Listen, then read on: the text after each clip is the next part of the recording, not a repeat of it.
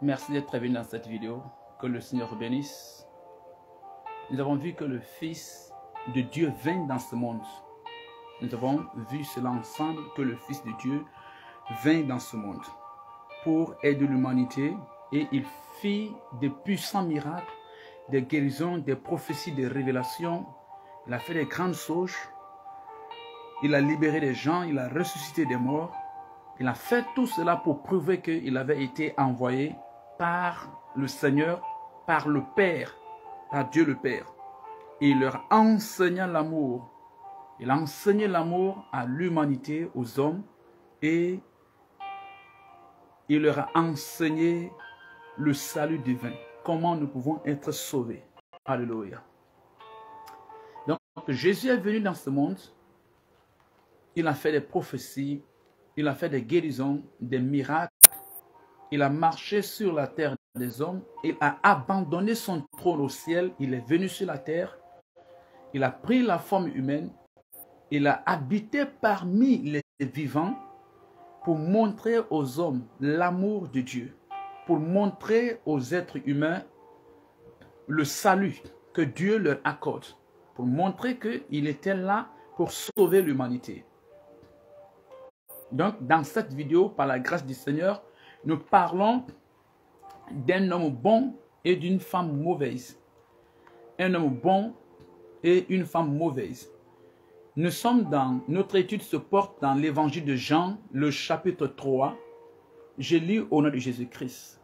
L'évangile de Jean, le chapitre 3, je lis au nom de Jésus-Christ. Mais il y eut un homme d'entre les pharisiens nommé Nicodème, un chef des Juifs, qui vint lui auprès de Jésus de nuit et lui dit: Rabbi, nous savons que tu es un docteur venu de Dieu, car personne ne peut faire ces miracles que tu fais si Dieu n'est avec lui.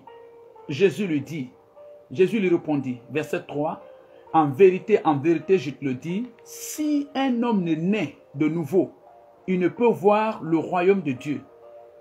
Nicodème lui dit: comment un homme peut-il naître quand il est vieux? Peut-il rentrer dans le sein de sa mère et naître? Jésus répondit: en vérité, je te le dis, si un homme ne naît d'eau et d'esprit, il ne peut entrer dans le royaume de Dieu. Ce qui est né de la chair est chair, et ce qui est né de l'esprit est esprit. Ne t'étonne pas que je t'ai dit, il faut que vous naissiez de nouveau. Le vent souffle où il veut, et tu en entends le bruit. Mais tu ne sais d'où il vient ni où il va. Il en est ainsi de tout homme qui est né de l'esprit. Nous sommes dans l'évangile de Jean, le chapitre 3. Le verset 9. Nicodème lui dit: comment cela peut-il se faire? Jésus lui répondit: tu es docteur d'Israël et tu ne sais pas ces choses. En vérité, je te le dis, nous disons ce que nous savons et nous rendons témoignage de ce que nous avons vu. Et vous ne recevez pas notre témoignage. Si vous ne croyez pas quand je vous ai parlé des choses terrestres, comment croirez-vous quand je vous parlerai des choses célestes? Personne n'est monté au ciel si ce n'est celui qui est descendu du ciel, le Fils de l'homme qui vit dans le ciel. Alléluia. Donc, nous voyons ici un homme appelé Nicodème. Nicodème était un pharisien. Et j'ai déjà parlé des pharisiens. Ce sont des gens qui ont étudié la Bible, qui ont étudié la parole de Dieu. Ce sont des gens qui ont mémorisé des versets bibliques. C'est des gens religieux qui veulent observer à la lettre la loi de Moïse. Et donc, ces gens-là, ils ont déjà placé un mur entre eux et les véritables prophètes de Dieu. Pourquoi? Parce que tant que vous ne passez pas par leur école biblique, tant qu'ils ne vous enseignent pas, vous ne faites pas comme eux, ils disent que vous n'êtes pas de vrais prophètes, vous n'êtes pas de vrais serviteurs de Dieu. Ils ont déjà placé un mur entre eux et le peuple de Dieu. Donc, ils se voyaient au-dessus des autres. Ils se voyaient au-dessus des autres. Nicodème faisait partie des pharisiens. Donc, il était un docteur de la loi. Il faisait partie de ceux-là qui enseignaient la Torah, la loi de Moïse. Je peux dire la Bible au peuple juif pour permettre aux juifs de marcher dans les voies du Seigneur.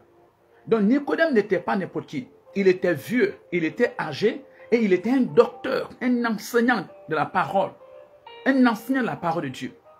Donc, c'est à son avènement que Jésus apparut. Donc, il connaît ce que la loi de Moïse dit. Il connaît les Écritures. Et il a vu Jésus venir. Il a entendu certainement le témoignage de Jean-Baptiste au sujet de Jésus-Christ. Il a vu des hommes, des grandes personnes qui partaient vers Jésus-Christ. Il a aussi observé les miracles que Jésus faisait. Il a vu les guérisons que Jésus faisait. Donc, qu'est-ce que Nicodème va faire? Il se cache la nuit. Parce qu'il était un docteur de la loi, il était un religieux. Il ne voulait pas que les autres amis se moquent de lui. Il ne voulait pas que le peuple se moque de lui. Donc, il s'est caché la nuit, il est allé voir Jésus-Christ. Donc, il dit à Jésus, il dit, Maître, il dit, nous savons. Il parle de qui? Il parle de lui et des autres pharisiens. Leur groupe, tous ces religieux. Il dit, nous savons que tu es un docteur venu de la part de Dieu. Il dit, nous savons que vraiment c'est Dieu qui t'a envoyé pour enseigner sa parole, pour conduire les gens dans le chemin de la vie éternelle, pour sauver les gens, pour sauver l'humanité. Parce que lorsqu'on écoute tes enseignements, lorsqu'on voit les miracles que tu fais, et lorsqu'on voit ta vie même, de la manière dont tu es en train de mener ta vie, si quelqu'un n'a pas été envoyé par Dieu, il ne peut pas faire de telles choses. Il ne peut pas prêcher de tels messages, il ne peut pas donner de tels enseignements. Si quelqu'un n'a pas été envoyé par Dieu, cette personne ne peut pas faire ce genre de miracles. Il ne peut pas vivre ainsi. Il dit donc nous sommes convaincus, il n'y a pas de doute. Donc, mais malheureusement, ils avaient placé un mur entre eux et Jésus-Christ. Ils ne voulaient pas se soumettre. L'orgueil, leur connaissance intellectuelle avait fait qu'ils pensaient qu'ils connaissaient Dieu. Donc, ils s'étaient approchés de Dieu par la connaissance intellectuelle, au lieu de s'approcher de Dieu avec leur cœur. Vous savez, Dieu traite avec notre cœur. Dieu n'a que faire avec notre connaissance intellectuelle. C'est pourquoi il est dit dans 1 Corinthiens, le chapitre 8, le verset 1, que la connaissance enfle. La connaissance enfle. La connaissance rend orgueilleux. Donc, ils étaient orgueilleux, le fait qu'ils connaissent la Bible. Le fait que, à leurs propres yeux, ils ont mémorisé des versets bibliques. Ils avaient une connaissance mentale, une connaissance intellectuelle de Dieu, mais ils ne connaissaient pas Dieu avec leur cœur. Pourtant, Dieu traite avec notre cœur. Donc, il a reconnu cela. Il est venu, il a dit ces choses à Jésus-Christ. Et Jésus a vu que Nicodème n'est pas ce genre de personne qui se contente de dire que notre religion est la meilleure religion. Nicodème, Jésus a remarqué que Nicodème n'est pas ce genre de personne qui veut se cramponner sur ses erreurs. Au lieu de réaliser que, en réalité, il a des défauts. En réalité, ses voies ne sont pas bonnes et qu'il doit se détourner de ses mauvaises voies et suivre la voie de Dieu. Vous savez, il y a des gens comme ça. Ils ne veulent jamais admettre que leur voie est mauvaise. Ils ne veulent jamais admettre que leur comportement n'est pas bien. Ils ne veulent jamais admettre que leur vie n'est pas bonne. Ils se cramponnent sur leur vie. Ils se cramponnent sur les anciennes habitudes. Sur les anciennes habitudes. Même si que Dieu les parle, ils n'acceptent pas, ils n'écoutent pas Dieu. Ce qu'ils ont arrêté, c'est cela. Mais Nicodème n'était pas un homme comme ça. Malgré qu'il connaissait la Bible, il connaissait les Écritures et les versets bibliques, Nicodème était flexible. Il avait un esprit ouvert, prêt à recevoir la parole de Dieu et à changer de vie. Donc je peux dire que Nicodème, dans la Bible, est appelé un homme mature. Je peux dire que dans la Bible, Nicodème est appelé homme mature. Vous savez, la Bible nous parle de la sagesse, d'un homme sage et d'un homme mature. Dans l'évangile de Matthieu, la Bible dit que l'homme sage est celui qui a écouté la parole de Dieu et qui l'a mis en pratique. Donc je pouvais dire, la sagesse c'est quoi? La sagesse c'est de pratiquer ce que vous avez appris. Un homme sage, une femme sage, c'est une femme qui pratique ce qu'il a appris. Dieu lui a appris quelque chose. Femme, soumets-toi à ton mari. Et cette femme a appris cette chose. Tellement qu'elle est sage, elle n'attend même pas le lendemain ni le lundi. Quand elle va à la maison, elle se met automatiquement à pratiquer cela, se soumettre à son mari. Voici une femme sage. Mais une femme qui n'est pas sage, vous allez beau lui parler. Vous allez lui parler. Elle va apprendre. Toutes ces choses sont dans sa tête. Mais elle refuse de la mettre en pratique. Un homme sage, lorsqu'il vient à l'église, et puis on le dit, un homme doit aimer sa femme comme lui-même, au point où il est prêt à offrir sa vie en sacrifice pour sa femme. Si cet homme est sage, quand il va à la maison, il laisse tomber tout, il commence à apprendre, à demander à Dieu, aide-moi, je vais aimer ma femme. Mais un homme qui n'est pas sage, même s'il connaît qu'un homme doit aimer sa femme, il ne peut pas pratiquer cela. Il continue à s'obstiner. Ça devient une connaissance mentale. Donc Dieu ne veut pas que nous nous approchions de lui avec notre connaissance mentale, avec notre intellect. Dieu veut que nous nous approchions de lui avec notre cœur. Car Dieu traite avec le cœur. Il embraso corindalagos. Donc Nicodème est un homme intelligent. Nicodème est un homme intelligent. Il était un homme intelligent. Il n'avait pas seulement mémorisé des versets bibliques dans sa tête, mais il s'était approché de Dieu avec son cœur. Nicodème s'était approché de Dieu avec son cœur. Donc, c'est vrai, il a des versets bibliques. Son esprit était ouvert. C'est ce que nous devons faire. Lorsque vous écoutez ces messages, cette prédication, ne vous cramponnez pas sur vos anciennes idées. Ne vous cramponnez pas sur votre religion. Ne vous cramponnez pas sur votre coutume, sur votre culture. Sur ce que vous avez déjà appris. Soyez flexibles. Ayez un esprit ouvert pour comprendre qu'est-ce que Dieu est en train de dire. Qu'est-ce que Dieu veut que je sache? Qu'est-ce que Dieu veut que j'apprenne? Donc Jésus a vu en Nicodème un homme qui veut changer de vie. Un homme qui veut honorer Dieu. Un homme qui veut s'approcher de Dieu avec son cœur et non avec sa compréhension mentale. C'est pourquoi Jésus va lui dire la vérité. Il dit oui. Il dit, en vérité, je te le dis, si un homme est né de nouveau, il ne peut pas rentrer dans le royaume de Dieu. Donc, vous voyez, Jésus connaît parfaitement le problème de Nicodème. C'est pourquoi il donne ce verset. Donc, il dit à Nicodème, je te dis, c'est vrai que tu es un religieux.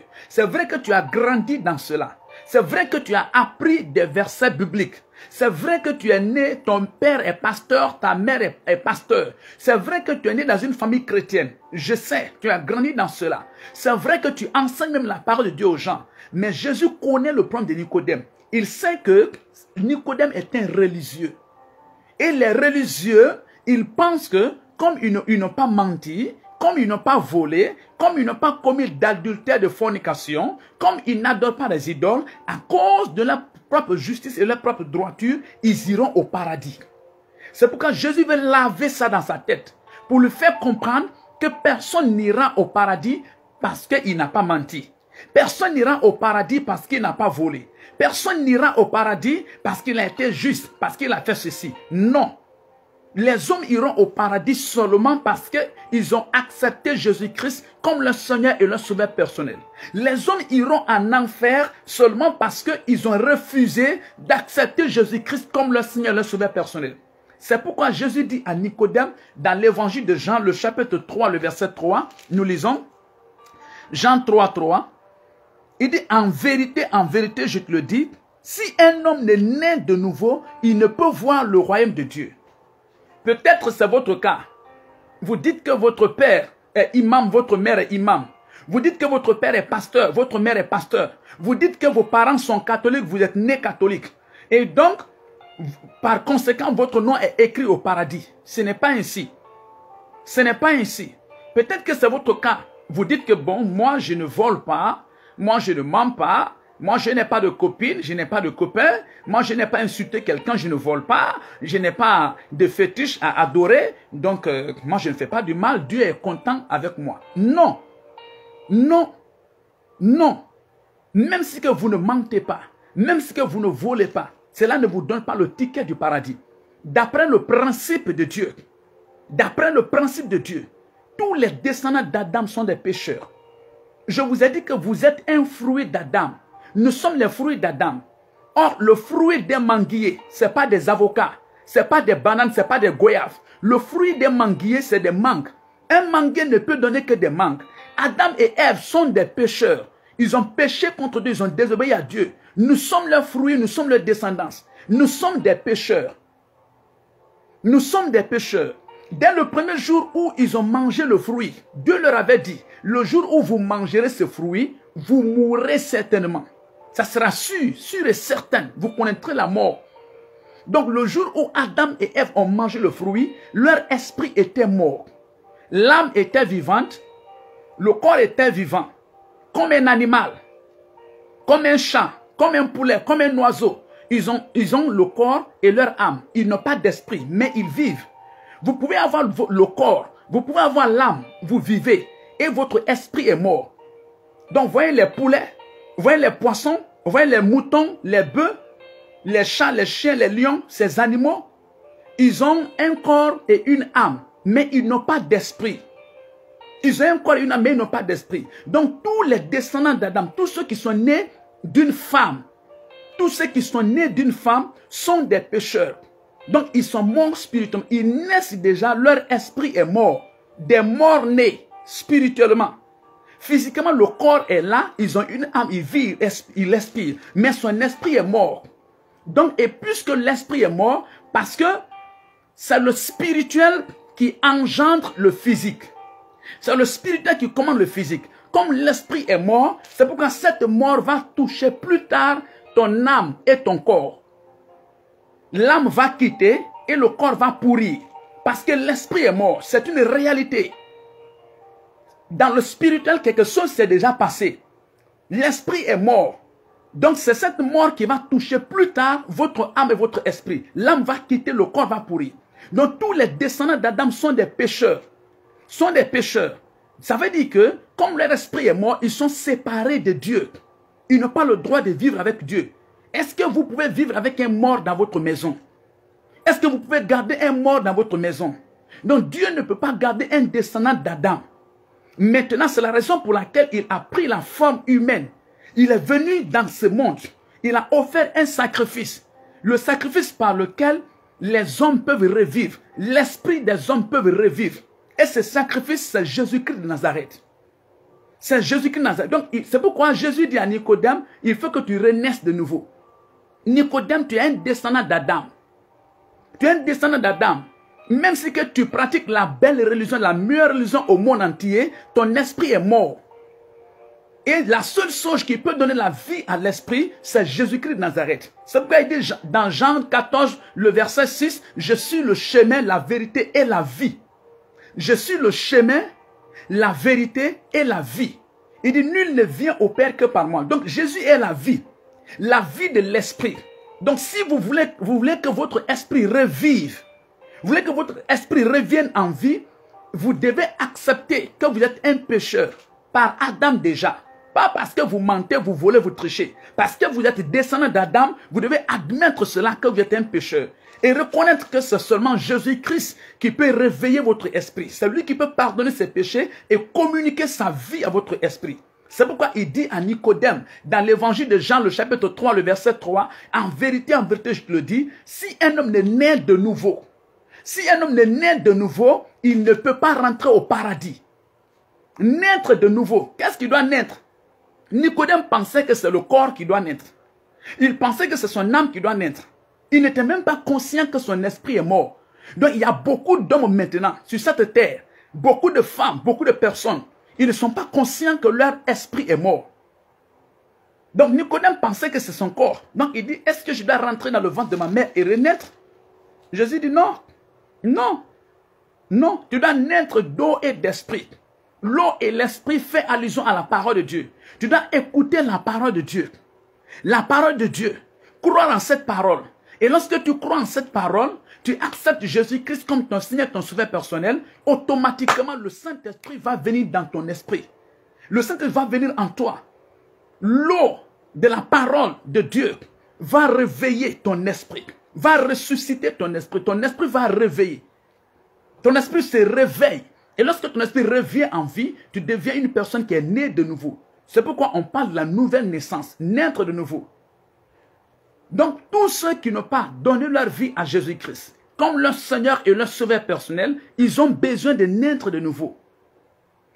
Que vous soyez malinqués, que vous soyez togolais, que vous soyez ghanéens, que vous soyez anglophone ou français, blanc ou noir, riche ou pauvre, quelle que soit la religion que vous pratiquez, si vous n'acceptez pas Jésus-Christ comme votre Seigneur, votre Sauveur personnel, votre esprit est mort depuis le jour où Adam et Ève ont péché contre Dieu.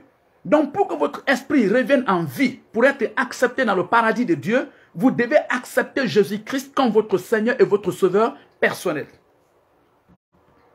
Alléluia. Likez la vidéo. Likez la vidéo. Partagez la vidéo au maximum. Likez la vidéo. Donc vous voyez, Nicodème pensait que comme il est toujours dans le temple, parce qu'il y en a comme ça, ils sont toujours à l'église, ils sont toujours dans les temples, ils sont toujours avec les livres saints, donc ils pensent qu'ils sont sauvés. Ils pensent qu'ils sont libérés. Ils pensent non, que c'est fini. Leur nom est écrit dans le livre de vie. Non. Nicodème s'est dit, bon, moi je n'ai pas menti. Hein. Moi je n'ai pas de fétiche. Moi je ne vais pas chez les marabouts, chez les féticheurs. Donc il n'y a pas de problème. C'est ce que Jésus lui dit. Il dit, tu dois naître de nouveau. Vous voyez, Nicodème était un homme de bien. Il était un homme de bien. Il était un religieux. Il ne vivait pas dans la fraude. Donc pour lui, comme il ne vit pas dans la fraude, le paradis lui appartient. Le ciel lui appartient. Et Jésus a ouvert ses yeux. Alléluia. Je dis Alléluia. Regardez le verset 13. L'évangile de Jean, le chapitre 3, le verset 13. Nous lisons, qu'est-ce qui est écrit? Personne n'est monté au ciel, si ce n'est celui qui est descendu du ciel, le Fils de l'homme qui est dans le ciel. Jésus dit, à cette époque où il parle à Nicodème, il dit, personne n'est monté au ciel. Parce que Nicodème pensait que Abraham est au paradis. Il pensait que Jacob est au paradis. Il pensait que David est au paradis. Il pensait que Noé est au paradis. Tous ces prophètes qui sont venus avant lui, Jean-Baptiste, il pensait que ceux-là sont au paradis. Mais ils n'étaient pas au paradis. C'est ce que Jésus est en train de lui dire. Ils étaient dans un endroit appelé le séjour des morts. Le paradis n'était pas autorisé aux enfants, aux descendants d'Adam et d'Ève, parce que leur esprit était mort. Donc ceux qui croyaient en Dieu, qui avaient mis leur foi en Dieu, comme les Abraham, les Moïse, les Isaac, les Jacob, leur esprit était retenu dans le séjour des morts. Leur esprit était retenu dans le séjour des morts. C'était comme une salle d'attente, puisqu'ils avaient la foi en Dieu. Donc seul Jésus-Christ était avec son Père au ciel. C'est pourquoi il dit, personne n'est monté au ciel. Personne n'est monté au ciel, sinon le Fils qui en est descendu. Donc Jésus est descendu du ciel. Il est descendu, il a offert le sacrifice, son sang a été versé à la croix. Si vous donnez votre vie à Jésus-Christ comme votre Seigneur et votre Sauveur personnel, le sang de Jésus vous donne l'autorisation de rentrer au paradis. Donc lorsqu'il est mort à la croix, puisque Abraham croyait en lui, Moïse croyait en lui, Ézéchiel, Daniel, Joseph, tous ces hommes, jusqu'à Jean-Baptiste, ces serviteurs de Dieu, puisque tous ces croyants croyaient en Jésus-Christ, croyaient en l'Éternel, son nom était l'Éternel, Yahweh dans l'Ancien Testament, quand il est mort, il est allé les libérer. Il est allé dans le séjour des morts, il les a libérés. Par son sang, il est monté au ciel, au paradis avec eux ensemble. Il est rentré le premier, il a versé son sang, il a offert le sacrifice. Dans le sang de Jésus-Christ, a lavé leurs péchés, a anéanti leurs péchés. Ils étaient devant Dieu comme des gens qui n'ont jamais péché. C'est ce que le sang de Jésus fait. C'est comme un dissolvant. Il dissout le péché. Donc ce n'est pas parce que vous êtes bon. Ce n'est pas parce que vous ne volez pas. Ce n'est pas parce que vous ne mentez pas.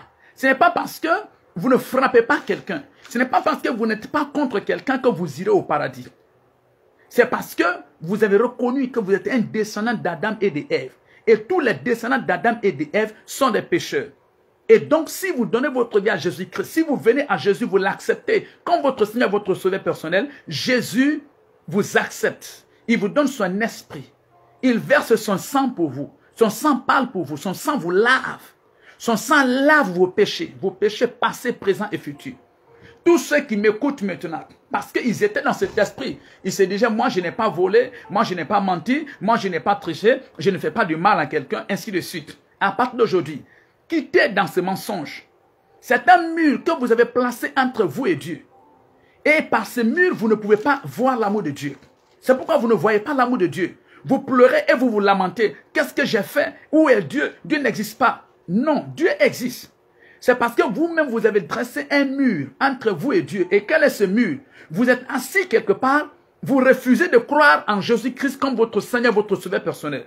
Vous refusez de venir à Jésus, de l'accepter. Et vous dites que non, puisque vous ne mentez pas, vous n'insultez pas, vous n'avez pas de copains, de copines, vous n'avez tué personne, vous n'avez pas de fétiche pour adorer, vous dites que vous êtes juste. Non, aucun homme sur cette terre n'est juste. Aucun religieux n'est juste. Il y a un seul qui est juste, il s'appelle Jésus-Christ de Nazareth. Tous les descendants d'Adam et d'Ève sont des pécheurs. Donc si nous venons à Jésus-Christ et nous reconnaissons que nous sommes des pécheurs, nous croyons en Jésus-Christ, nous lui demandons de nous sauver, il nous sauve. Venez à Jésus-Christ. Que ce mur soit renversé au nom de Jésus-Christ. toute muraille qui était arrêtée, qui était érigée entre vous et Dieu, vous faisant croire que vous êtes juste, vous ne mentez pas, vous ne péchez pas, vous n'avez pas de fétiche, et donc pour cela vous irez au ciel, que ces murailles soient renversées au nom de Jésus-Christ. Toute muraille qui vous faisait croire que vous pratiquez la meilleure religion, que vous êtes religieux, vous connaissez les versets, et que vous avez le droit pour cela, pour entrer au paradis, que ces murailles soient renversées au nom de Jésus-Christ. Alors que vous m'entendez, vous m'écoutez, vous suivez cette prédication, que le Saint-Esprit vous touche là où vous êtes au nom puissant de Jésus-Christ. Que la lumière de Dieu vienne sur vous au nom de Jésus-Christ. Que toutes les parties ténébreuses, les endroits ténébreux de votre vie soient éclairés par la lumière de Dieu, afin que vous puissiez voir la lumière au nom puissant de Jésus-Christ. Dites Amen, likez la vidéo. Il embraso coriandre de gos. Lisons le verset 36, 35 et 36. L'évangile de Jean, le chapitre 3, les versets 35 et 36. Je lis au nom de Jésus-Christ. Le Père aime le Fils et il a remis toute chose entre ses mains. Celui qui croit au Fils a la vie éternelle. Celui qui ne croit pas au Fils ne verra point la vie, mais la colère de Dieu demeure sur lui. Donc vous voyez, nous lisons dans Jean le chapitre 3, le verset 35 et 36. Il dit, le Père aime le Fils et il a remis toutes choses entre ses mains. Dieu le Père a remis toutes choses dans les mains de Jésus-Christ. Le Père a remis toutes choses dans les mains de Jésus-Christ. Vous ne voulez pas être en contact avec la personne qui a toutes choses. La Bible dit dans l'évangile de Jean, le chapitre 3, le verset 35, que le Père aime le Fils et il a remis toutes choses entre ses mains. Ne voulez-vous pas être en contact? Vous ne voulez pas être en contact avec celui à qui appartient toutes choses, celui qui a toutes choses? Venez à Jésus-Christ, acceptez d'être en contact avec Jésus-Christ. Le Père a remis toutes choses entre ses mains. Et dans le verset 36, il est dit, celui qui a le Fils a la vie éternelle. Celui qui n'a pas le Fils ne verra point la vie éternelle, mais la colère de Dieu demeure sur lui. Aujourd'hui, vous pouvez annuler la colère de Dieu sur votre vie en donnant votre vie à Jésus-Christ. En croyant en Jésus comme votre Seigneur et votre Sauveur personnel. Alléluia. Alléluia. Le Seigneur vous bénisse. Tournons dans le chapitre 4 de l'évangile de Jean. Le chapitre 4 de l'évangile de Jean. Le chapitre 4 de l'évangile de Jean. Le Seigneur sut que les pharisiens avaient appris qu'il faisait et baptisait plus de disciples que Jean. Toutefois, Jésus ne baptisait pas lui-même, mais c'était ses disciples. Alors il quitta la Judée et retourna en Galilée. Comme il fallait qu'il passe par la Samarie, il arriva dans une ville de Samarie nommée Sichar, près du champ de Jacob, que Jacob avait donné à Joseph son fils. Là se trouvait le puits de Jacob. Jésus, fatigué du voyage, était assis au bord du puits. C'était environ la 6e heure, verset 7. Une femme samaritaine vint puiser de l'eau. Jésus lui dit, donne-moi à boire. L'évangile de Jean, le chapitre 4, le verset 8. Car ses disciples étaient allés à la ville pour acheter des vivres. La femme samaritaine lui dit, comment toi qui es juif, me demandes-tu à boire, à moi, qui suis une femme samaritaine? Les Juifs, en effet, n'ont pas de relation avec les Samaritains. Jésus lui répondit, si tu connaissais le don de Dieu, et qui est celui qui te dit, donne-moi à boire, tu lui aurais toi-même demandé à boire, et il t'aurait donné de l'eau vive. Seigneur, lui dit-elle, lui dit la femme, tu n'as rien pour puiser, et le puits est profond. D'où aurais-tu cette eau vive? Es-tu plus grand que notre père Jacob qui nous a donné ce puits et qui en a bu lui-même, ainsi que ses fils et ses troupeaux? Jésus répondit, quiconque boit de cette eau aura encore soif. Mais celui qui boira de l'eau que je lui donnerai n'aura jamais soif, et l'eau que je lui donnerai deviendra en lui une source d'eau qui jaillira jusque dans l'éternité. La femme lui dit, Seigneur, donne-moi cette eau, afin que je n'ai plus soif, et que je ne vienne plus puiser ici. Va, lui dit Jésus, appelle ton mari et viens ici. La femme répondit, je n'ai point de mari. Jésus lui dit, tu as eu raison de dire, je n'ai point de mari, car tu as eu 5 maris. Tu as eu 5 maris. Et celui que tu as maintenant n'est pas ton mari. En cela, tu as dit vrai. Seigneur, lui dit la femme, je vois que tu es prophète. Nos pères ont adoré sur cette montagne. Alléluia. Donc voici cette femme d'une mauvaise vie. Une femme qui a eu 5 maris. Est-ce que c'est une femme de belle vie? Est-ce que c'est une femme qui a une bonne vie? Une femme qui a eu dans sa vie 5 maris. Dans l'évangile de Jean, le chapitre 4. Jésus était là en faisant la course, en continuant de propager l'évangile, de faire l'œuvre de Dieu avec ses disciples. Il a eu soif, il a eu faim, il est resté auprès du puits de Jacob. Et ses disciples sont rentrés dans la ville de Sychar pour acheter des vivres, pour acheter à manger pour eux. Alors qu'il était assis auprès du puits, une femme est venue. Et cette femme, Jésus lui dit, donne-moi de l'eau à boire. Elle dit à Jésus-Christ, elle dit, toi tu es juif, moi je suis samaritaine, tu me demandes de l'eau à boire.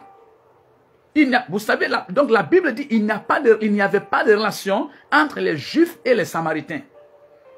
Donc il y a eu cette discussion. Jésus dit à cette femme, si tu connaissais le don de Dieu, c'est toi-même qui allais me demander de te donner de l'eau à boire. Et cette femme lui dit, oh Seigneur, donne-moi cette eau, je veux boire.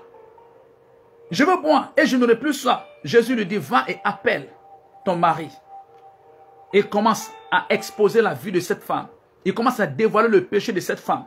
Tu veux cette eau vive que Jésus a, mais ta vie n'est pas normale, ta vie n'est pas correcte.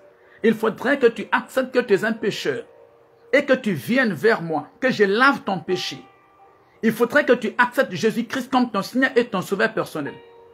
Donc cette femme était samaritaine. Elle avait déjà, dans sa coutume, dans sa culture, elle avait déjà érigé un mur entre elle et les Juifs. Et malheureusement, le mur qu'elle avait élevé entre elle et les Juifs, le même mur l'avait séparé de lui et de Dieu. De lui et Dieu. Oui. Parce qu'elle dit qu'elle ne donne pas de l'eau à boire à Jésus-Christ parce que Jésus est juif. Vous voyez? C'est ce que la plupart d'entre nous ont fait. C'est ce que la plupart d'entre nous ont fait. Parce que nous avons été blessés. Parce que nous avons des problèmes. On met un mur, on élève un mur entre nous et les gens. Et donc on va à la maison. On s'assoit à la maison. Donc non seulement nous sommes séparés des gens, mais aussi nous sommes séparés de Dieu. Vous n'avez pas remarqué cela? Entre vous et votre femme, vous vous discutez à la maison. Donc vous élevez un mur. Chacun reste dans son coin. Personne ne veut parler à l'autre. Personne ne veut toucher l'autre. Mais en même temps, ce jour-là, vous ne priez pas à la maison. Parce que vous n'avez même pas envie de prier parce que les cœurs sont contrits. Les cœurs sont meurtris. Vous ne pouvez pas prier. Tu viens de discuter avec ta femme. Donc, lorsque vous élevez un mur entre vous et quelqu'un, le même mur est placé entre vous et Dieu. Donc, le mur-là vous empêche de recevoir l'amour des gens. Le même mur vous empêche de recevoir l'amour de Dieu. Donc, un juif veut lui démontrer son amour. Mais elle dit qu'il n'y a pas de relation entre les Samaritains et les Juifs. Dieu veut lui démontrer son amour. À cause de ce mur qu'elle a élevé avec les Juifs, elle ne veut pas écouter. Cette femme était quelqu'un qui a une mauvaise vie. Elle avait eu beaucoup de maris. Elle avait fait beaucoup de foyers. Peut-être elle ne voulait pas se soumettre aux hommes. Elle ne voulait pas prendre soin de ces hommes. Donc, elle a eu 5 maris. 5 maris. Elle avait eu un mauvais passé. Donc, la Bible la qualifie comme une femme qui avait une mauvaise vie. Mais cette femme est venue à Jésus-Christ. D'après l'interaction qui s'est passée entre elle et Jésus, elle a donné sa vie à Jésus-Christ. Elle a cru en Jésus-Christ. Donc, elle dit à Jésus, elle dit, voilà, elle dit, je comprends que tu es un prophète. Elle dit, je comprends que tu es un prophète. Elle dit à Jésus, je comprends que tu es un prophète. Est-ce que vous croyez que Jésus est un serviteur de Dieu? Est-ce que vous croyez que Jésus est un prophète et qu'il a été envoyé par Dieu? Cette femme était d'une mauvaise vie, mais elle est venue à Jésus-Christ. Elle avait fait beaucoup de mauvaises choses dans le passé, mais elle a écouté le message de Jésus-Christ, elle a cru en Jésus-Christ, elle est devenue disciple de Jésus. Jésus lui a attiré. Jésus a d'abord ouvert ses yeux sur son péché pour lui faire croire que tu es une pécheresse. Tu as besoin de la miséricorde de Dieu. Tous les hommes, nous avons besoin de Dieu. Que vous soyez un homme bon, comme Nicodème, un religieux, que vous soyez une femme de mauvaise vie, comme cette femme samaritaine. Merci, homme de Dieu, de venir. Merci, le Seigneur vous bénisse. Vous avez besoin de Jésus-Christ. Nous avons besoin de Jésus-Christ. Bon ou mauvais, on a besoin de Jésus-Christ. Vous savez, il y a d'autres aussi qui pensent qu'ils sont trop mauvais. Ils ont fait tellement de mauvaises choses. Donc, ils ne pensent pas que Dieu puisse les pardonner. Ne placez pas ce mur entre vous et Dieu. Il n'y a pas un mur qui peut bloquer l'amour de Dieu. Si seulement vous acceptez. N'élevez pas, ne dressez pas ce mur vous-même entre vous et Dieu. Le sang de Jésus est plus puissant que toute forme de péché. Il n'y a aucun péché qui peut résister face au sang de Jésus-Christ.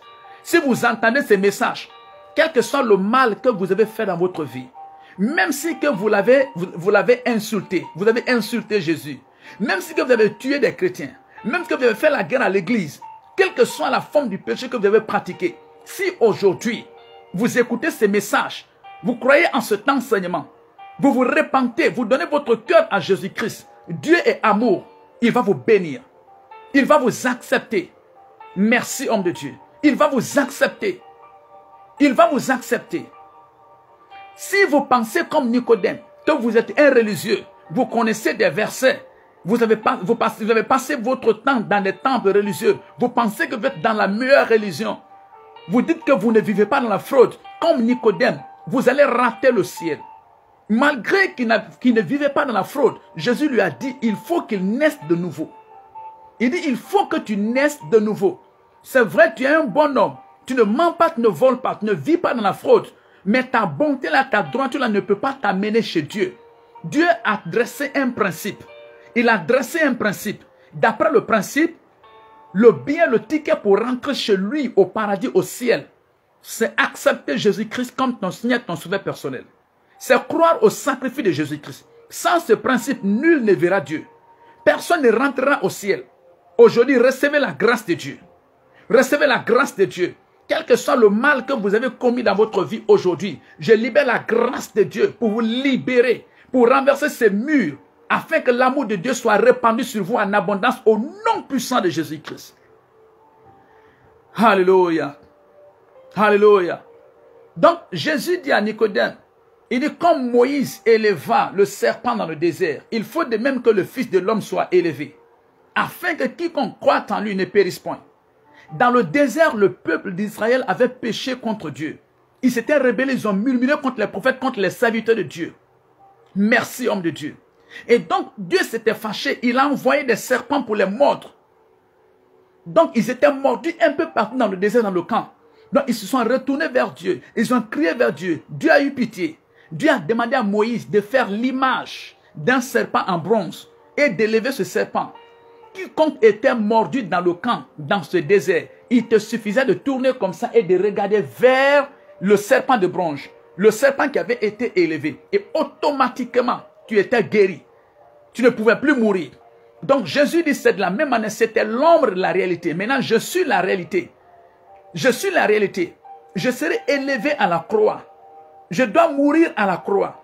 Pour que quiconque tourne le regard vers moi n'aille plus en enfer, ne meurt plus de ses péchés, mais que la personne ait la vie éternelle. Tournez vers la croix de Jésus-Christ. Regardez vers la croix de Jésus-Christ. Et vous serez libérés au nom de Jésus-Christ. Et vous serez libérés au nom de Jésus-Christ. Donc, qui a besoin de la nouvelle naissance? Est-ce que c'est les chrétiens? Qui doit naître de nouveau? Est-ce que c'est les chrétiens? Qui a besoin de la nouvelle naissance? Tous les descendants d'Adam et d'Ève. Je vous ai dit, Adam et Ève, des morts spirituels, depuis le jour où ils ont péché contre Dieu, leur esprit était mort spirituellement. Leur corps vivait, leur âme vivait. Tout comme un poulet, tout comme un animal, un oiseau. Ils n'ont qu'un corps et une âme, ils n'ont pas d'esprit. Donc le jour où Adam et Ève ont péché contre Dieu, leur esprit était mort. Le corps était là, l'âme était vivante. Mais puisque c'est le spirituel qui commande le physique, la mort de l'esprit va toucher plus tard l'âme qui va quitter son corps et le corps qui va pourrir. Donc tous les descendants d'Adam sont morts spirituellement. Pour qu'ils soient réveillés spirituellement, pour que leur esprit revive, ils ont besoin de la vie. Et Jésus dit que je suis la vie. Dans Jean 14, 6, il dit je suis le chemin, la vérité et la vie. Donc Jésus est la vie. Donc tous les descendants d'Adam, que vous soyez Malinké, que vous soyez Soussou, que vous soyez Thomas, vous soyez Pelé, que vous soyez Peul, Ivoirien, Guinéen, Ghanéen, anglophone, blanc ou noir, Tous les hommes sur la terre, tous les descendants d'Adam et d'Ève, ils ont tous besoin de la nouvelle naissance. Vous avez besoin que votre esprit revive. Si vous n'avez pas connu Jésus-Christ, votre esprit est mort. Vous avez seulement le corps et votre âme. Excusez-moi du mot, mais ça veut dire que vous vivez comme un animal. Parce qu'un animal n'a qu'un corps et une âme. Un animal n'a pas d'esprit. Si vous n'avez pas accepté Jésus-Christ, c'est pourquoi nous voyons toutes ces animosités sur la terre. Des femmes couchent avec des chiens. Des hommes couchent avec des animaux. Des hommes marient des hommes. Des femmes marient des femmes. Est-ce que ce n'est pas de l'animosité? Parce que leur esprit est mort. Si ton esprit est mort, tu es comme un animal. Ils n'ont que le corps et l'âme. Ils n'ont pas d'esprit. Ils n'ont pas d'esprit. Ne vous étonnez pas. Ne vous étonnez pas. Ces hommes qui marient des hommes, qui se marient avec des hommes, ces femmes qui se marient avec des femmes, d'autres se marient avec des chiens, des animaux, ils n'ont pas d'esprit. Leur esprit est mort. Donc c'est pourquoi ils présentent toutes sortes de comportements. D'autres couchent avec leurs propres enfants. D'autres couchent avec leurs propres parents. On voit toutes sortes de mots, d'animosité.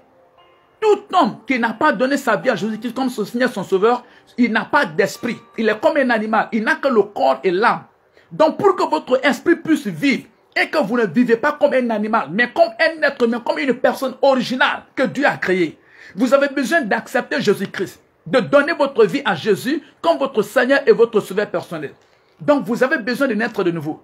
Que vous ayez le master, vous ayez le doctorat, vous ayez la licence, vous avez été à l'école, vous n'avez pas été à l'école, vous soyez riche ou pauvre, blanc ou noir, vous avez besoin de naître de nouveau.